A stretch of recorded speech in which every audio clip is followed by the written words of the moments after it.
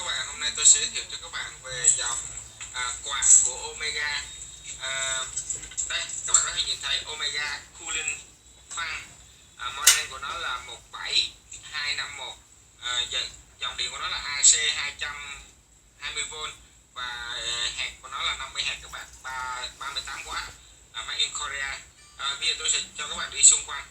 Cái quạt này thì nó khá là đơn giản các bạn ạ. Ở ngoài thị trường cũng có rất là nhiều, nhưng mà hàng Trung Quốc thì so với để vận hành và hỗ trợ của máy hàng tích Omega 3.5 TDT thì nó không đạt, vì cái quạt của nó là không bền. Cái thứ nhất, cái thứ hai là nếu mà trường hợp quạt này mà nó không chạy, nó hỏng các bạn, mà các bạn mua ở ngoài hàng Trung Quốc trôi nổi á thì cũng được, nhưng mà nếu không chạy thì nó sẽ dẫn tới cái máy hàng của các bạn bị cháy IDT và cháy một số bo nguồn.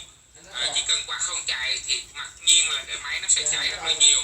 Các bạn đừng tiết kiệm ha, các bạn nên mua hàng chính hãng Omega. Rồi bây giờ tôi sẽ cho các bạn coi là cái tem ha. Omega Cooling Fan các bạn nhé.